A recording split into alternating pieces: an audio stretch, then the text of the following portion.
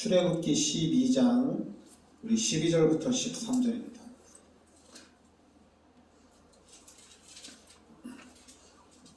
네, 출애굽기 12장 12절 13절 같이 합독하겠습니다. 내가 그 밤에 애굽 땅에 두루 다니며 사람이나 짐승을 막론하고 애굽 땅에 있는 모든 처음 난 것을 다 치고 애굽의 모든 신을 내가 심판하리라. 나는 여호와라. 내가 애굽 땅을 칠 때 그 피가 너희가 사는 집에 있어서 너희를 위하여 표적이 될지라. 내가 피를 불 때에 너희를 넘어가리니 재앙이 너희에게 내려 멸하지 아니하리라. 아멘. 이게 바로 6월절의 사건입니다.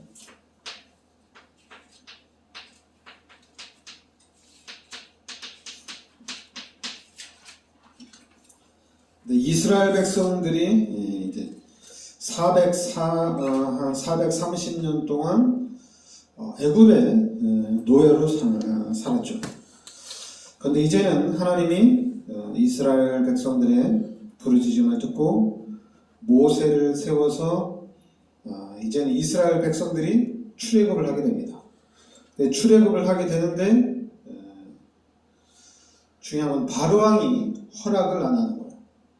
그래서 바로왕이 허락을 안 하니까 어떤 일이 나타나냐? 하나님이 애굽에 재앙을 내립니다. 그래서 애굽에 재앙을 내리는데 이 애굽에 10가지 재앙을 내리죠. 10가지 재앙을 내리는데 여기 이제 물이 피로 변하고 또 개구리 재앙, 이재앙, 파리 재앙, 또 가축이 죽고 또 독종 재앙, 우박 재앙, 메뚜기 재앙, 흑암 재앙, 이렇게 재앙이 계속 임하는 거예요. 그런데도 애굽 왕이 바로 왕이 허락을 안 하는 거예요. 그래서 이제 마지막에 10번째 이제 장자가 죽는 재앙이 일어납니다. 그래서 그 재앙을 통해서 이스라엘 백성들이 이제 출애굽을 하게 되는 과정입니다. 근데 보면은 여기 10가지 재앙이 일어났는데 이 물이 피가 된다. 이 애굽의 나일강이거든요. 이 나일강이 바로 애굽의 생명줄이 되면서 신성시 된 곳이거든요. 그래서 이 하나님이 첫 번째로 이 나일강의 신을 심판하신 거죠. 그리고 두 번째는 개구리 재앙인데 이 개구리는 풍요와 생명을 상징하는 또 신이거든요. 그래서 이 개구리의 신을 또 멸하면서 또 심판하고 또 이재앙, 이재앙은 또 이제 이게 이제 먼지가 이로 변하는 그런 사건이었죠. 그래서 이는 또 이제 땅의 신이라고 합니다. 땅의 신을 심판하고 파리재앙. 이 파리재앙이 있을 때는 이스라엘 사람들이 사는 고센 땅에는 파리가 없었어요. 그래서 파리재앙을 통해서 이 애굽과 이스라엘 백성들은 다르다는 이스라엘 백성들을 하나님이 구별했다는 얘기입니다. 그러니까 애굽에는 파리재앙이 나왔지만은 고센 땅, 이스라엘 백성들이 사는 땅에는 파리가 없었어요. 그러니까 하나님이 구별하셨다는 얘기죠. 그 다음에 다섯 번째는 이제 가축의 죽음이죠. 이 전염병을 통해서 또 애굽의 가축들이 다 죽게 됩니다. 그런데 이때도 이스라엘의 가축은 아무 문제가 없었어요. 그래서 이제 가축은 또 황소의 신, 이 암소의 신을 심판한 거고, 그 다음에 이제 여섯 번째가 이제 독종 재앙인데 사람과 짐승에게 종기가 나가지고 또 사람들이 또 많이 죽었거든요. 그래서 이스라엘 이거는 이제 애굽의 치유의 신, 건강의 신은 이렇게 심판한 거고. 그런데 우박재앙, 우박이 내리는 거 어떻게 돼요? 사람, 짐승, 농작물에 엄청난 파괴가 일어났죠. 그러면서 이제 하늘의 여신, 폭풍의 신을 심판하고, 메뚜기 재앙은 이 메뚜기를 통해서 농작물을 다 먹어버리잖아요. 그래서 또 메뚜기 재앙을 통해서 곡식의 신을 심판하고, 흑암 재앙, 애굽 전체에 흑암이 딱 덮인 거예요. 근데 이때 이스라엘 백성이 사는 데는 흑암 재앙이 임하지 않았어요. 흑암 안에는 태양신을 멸하신 겁니다. 태양신을 심판하신 거죠. 그러면 이제 마지막에 출애굽기 11장 11절부터 출애굽기 11장 1절부터 12장 36절에 요 장자의 재앙이 일어나죠. 한마디로 요 애굽의 첫째 아들 가축의 첫 새끼를 다 죽이는 그런 역사가 나타납니다. 그러니까 한마디로 하나님께서 요 권세를 하나님이 쥐고 있다는 것을 보여준 겁니다. 권세는 하나님의 것이다. 그래서 이집트의 권세를 완전히 꺾어버린 거죠. 그래서 이제는 요 피 바르고 난 후에 이스라엘 백성들이 출애굽을 하게 됩니다.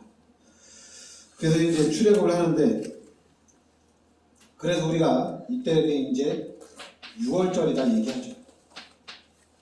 6월절이라고 얘기하는데, 그래서 6월절을 얘기하면은 이 6월절은 또 누구하고 얘기되냐면은 바로 그리스도와 연결되는 겁니다. 그래서 베드로전서 1장 19절에 예수님께서 바로 흠 없는 어린 양이다. 그러니까 예수님이 바로 흠 없고 점 없는 양과 같으니라. 그래서 예수님이 이 땅에 오셔서 요한일서 1장 7절에 바로 예수의 피가 우리를 모든 죄에서 깨끗하게 하신다. 그러니까 피 바르고 이스라엘 백성이 출애굽했는데 바로 예수가 바로 어린 양이다. 그래서 우리가 그 예수의 피를 통해서 모든 죄에서 우리가 깨끗함을 받는다. 이렇게 얘기합니다. 그래서 이제 고린도전서 5장 7절에는 바로 예수님이 유월절의 어린 양이다. 이렇게 얘기합니다. 우리의 유월절 양 곧 그리스도께서 희생이 되신 거죠. 그래서 예수님이 십자가에 달려 돌아가심을 인해서 우리의 모든 죄를 대속해 주신 겁니다. 그래서 우리가 이제는 요 예수 그리스도를 통해서 구원을 받는 거죠. 그러니까 여러분들이 우리가 믿고 있는 이 예수가 바로 그리스도다. 그러니까 이 부분을 우리가 확실하게 하시면 됩니다. 그리고 이제 요 이스라엘 백성들의 이 애굽의 열 재앙을 통해서 하나님이 우상을 완전히 멸하신 겁니다. 우상을 완전히 파괴시키고. 그러니까 여러분들이 그러니까 이스라엘 백성들이 그냥 아예 하늘 처음부터 그냥 6월절 피 바르고 이스라엘 백성들이 해방시키면 되잖아요. 그런데 하나님이 먼저 애굽에 있는 모든 우상들을 다 파괴를 시켰어요. 그리고 마지막에 첫 것, 장자들을 다 죽이고 그 다음에 출애굽을 하게 됩니다. 한마디로 요 애굽 사람들이 가장 귀하게 여기는 것들을 다 깨트린 거예요.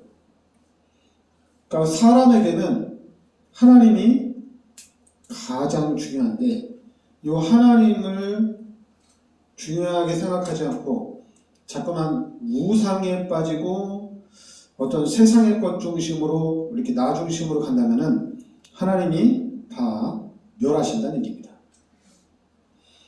그래서 여러분들이 신앙생활 하는 데 있어서 하나님께서 우리 인간을 창조하셨다. 이 부분이 너무 중요한 거예요. 우리 인간을 창세기 1장 27절에 하나님의 형상대로 창조하고 하나님이 우리 인간에게 모든 축복들을 다 주셨다는 얘기입니다.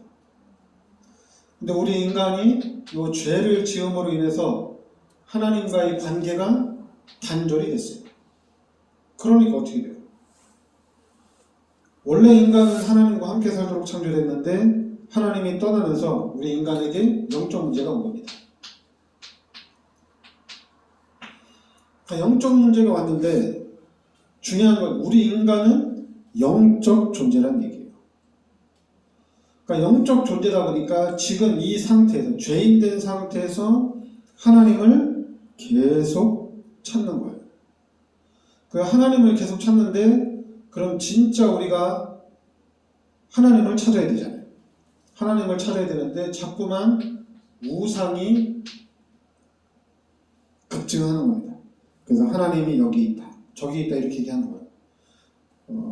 한국의 종교가 기독교만 있으면 어떻게 해요? 너무 좋잖아요. 왜냐 하나님을 찾기 위해서 다 교회로 오는 거니까. 근데 한국에 기독교 말고 또 다른 종교들이 많이 있어요. 그러면서 당연히 그럼 우리 기독교는 다른 종교를 볼 때 너네들은 우상이다, 너네들은 귀신을 섬기는 거다, 너네들은 하나님이 아니다 이렇게 얘기하니까 불신자들이 알아듣지 못하죠. 아니 왜 교회만 하나님이냐, 우리도 하나님 믿는다, 우리도 하나님 찾는다, 왜 꼭 예수 그리스도 이름으로만 구원받냐, 야 예수님이 하나님인지 안 하는, 예수님 우리의 구원자인지 우리가 어떻게 하냐, 2000년 전에 예수님이 와서 십자가에 달려 돌아가셨는데 이게 진짜인지 가짜인지 우리가 어떻게 하냐. 그러니까 자꾸만 요 마귀가 예수는 우리의 구원자 그리스도가 아니라고 책을 통해서 문화를 통해서 계속 내보내는 거예요. 그러니까 불신자들은 예수가 그리스도가 아니라는 이런 문화를 접하고 왜 기독교는 예수가 우리의 구원자라고 얘기하냐. 예수님은 십자가에 달려 죽지 않았냐. 아니 십자가에 달려 죽은 사람이 무슨 우리의 구원자가 되냐. 구원자 아니다. 그래서 부활을 얘기하면은 아니 사람이 죽었다 부활하는 경우가 어디냐. 부활 없다. 당연히 부활은 없죠. 부활 안 됩니다. 예수님만 부활하셨어요. 그래서 예수님만 우리의 구원자가 되는 겁니다. 그래서 이 불신자들을 상대하는 우리가 할 거는 뭐냐면은 우리는 하나님을 영접한, 하나님을 만난 하나님의 자녀라는 얘기입니다. 그리고 우리는 하나님이 함께하는 삶을 살아간다는 얘기예요. 그래서 우리는 임마누엘만 확실하게 누리면 됩니다.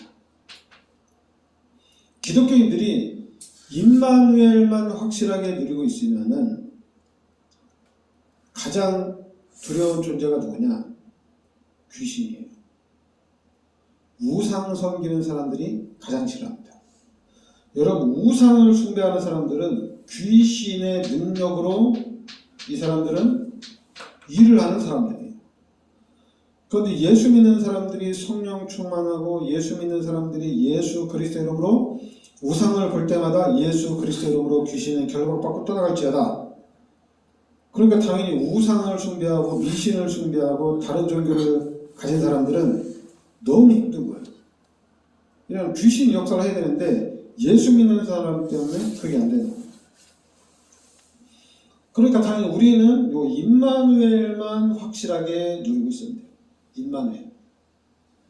그래서 이 임마누엘을 어떻게 누리느냐, 이거는 그냥 예수님이 가르쳐준 대로 여러분 요한복음 14장 14절에 기도하면 돼요. 기도하면 돼요. 기도하면은 임마누엘 확실하게 드립니다. 그것도 여러분들이 요 말씀을 기억해야 돼요. 내 이름으로 무엇인지 내게 구하라. 그리하면 내가 시하리라. 말씀을 잡아야 된다는 얘기입니다. 기도에서 응답받은 사람 간증이 있잖아요. 간증은 힘이 없어요. 간증은 힘이 없어요. 진짜 힘은 말씀입니다. 여러분들이 이 말씀을 붙잡아야지 기도에서 응답받고 기도에서 응답받는 거예요. 그래서 우리가 기독교인들은 하나님의 말씀 위에 딱 서 있어요. 아니면 말씀을 붙잡고 가야 돼요. 그래야지 우리가 하나님의 축복을 제대로 누릴 수가 있습니다. 그렇지 않으면은 이 말씀을 잡지 않으면은 신앙생활을 오래 하다가 내가 이렇게 20년이 됐는데도 30년이 됐는데도 왜 응답이 없지? 이러는 거예요. 아니 하나님이 나에게 말씀을 주고 하나님이 나에게 약속을 줬잖아요. 그럼 응답이 없는 게 아니잖아요. 하나님이 나에게 주신 약속을 붙잡고 가면 그 약속은 성취가 되고 있는 중이잖아요. 그런데 20년이 됐는데도 증거가 없고 뭐 30년이 됐는데도 맨날 왜 제자리지? 왜 변화가 없지? 그게 아니라 말씀이 없고 언약이 없기 때문에 그런 얘기를 하는 겁니다. 언약이 있다면은 30년이든 40년이든 100년이든 관계가 없어요. 왜냐하면 언약을 잡았으니까. 그리고 하나님은 이 언약을 성취시키기 때문에 문제가 안 돼요. 그리고 이 언약을 붙잡고 가는데 내가 큰 어려움이나 큰 고통을 당한다. 문제가 안 돼요. 왜냐하면 언약을 붙잡고 가기 때문에 문제가 안 돼요. 왜냐하면 나에게 문제가 오면은 하나님이 그 문제를 해결해 주실 것이고, 나에게 어려움이 와도 하나님은 해결해 주실 것이요. 만약에 어려움이 오는데 해결이 안 된다면은 거기에는 하나님의 큰 계획이 있는 거고, 그래서 내가 더 하나님의 축복 속으로 들어가는 계기가 되는 거예요. 근데 이런 신앙생활이 안 되면은 왜 이렇게 안 되지? 왜 문이 안 열리지? 왜 이렇게 응답이 없지?